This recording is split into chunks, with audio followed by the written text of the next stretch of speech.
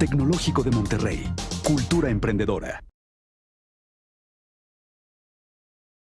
En una democracia, los ciudadanos no surgen de una manera espontánea, como ciertas plantas, no son una programación natural de la naturaleza. Los ciudadanos son un invento social, no son una determinación natural, no son un producto de la evolución, son un producto de la determinación política, son un producto de sociedades desarrolladas hacia mayores libertades, mayores garantías, mayores derechos, etc. Entonces, al ciudadano hay que prepararle, hay que inventarle, hay que crearle. En una democracia, gobernantes somos todos y políticos somos todos. Los que mandan en un momento determinado son nuestros mandados, aquellos a los que nosotros les hemos mandado mandar. Y por lo tanto, en política, en democracia no existe el exterior de la política. Nadie se puede quedar fuera. Optar por no meterse en política es también una actitud política. Y eso los griegos lo tenían particularmente claro, puesto que todo el mundo va a gobernar, todo el mundo tiene que pasar por una experiencia de haber sido socialmente gobernado, es decir, socialmente preparado educativamente, porque depende de esa buena preparación el gobierno luego de la ciudad. Puesto que todo el mundo va a intervenir en política, toda educación en una democracia es en cierta medida educación de príncipes, educación de aquellas personas que van a tener una responsabilidad pública, lo sepan o no, se les conceda esa posibilidad o no, van a tener una responsabilidad en último término, aunque sea la de bloquear reformas necesarias en algunos casos. Hay una frase que puso John Kenneth Galbraith en una de sus últimas obras.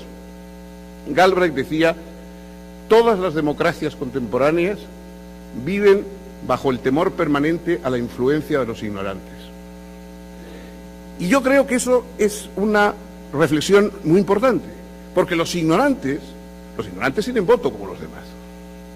Es decir, la influencia de los ignorantes, si son mucho más numerosos que las personas conscientes, preparadas intelectualmente, etcétera, esa influencia efectivamente puede ser muy negativa. Puede bloquear las reformas necesarias siempre que impliquen algún tipo de costo de sacrificio.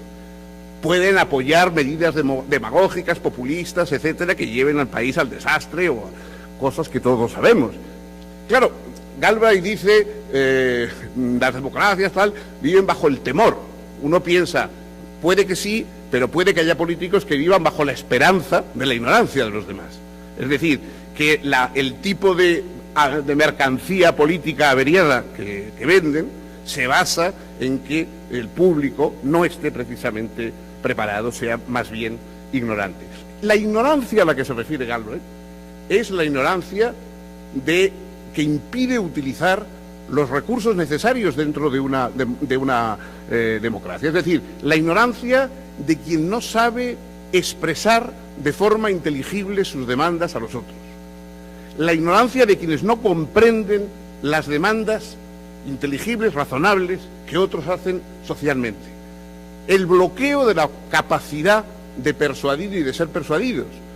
La capacidad de poder entender un texto que vaya más allá de la crónica futbolística de la jornada.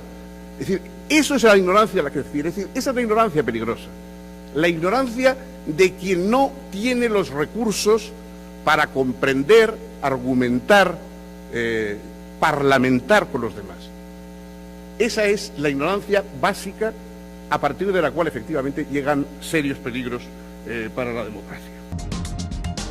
Tecnológico de Monterrey. Cultura emprendedora.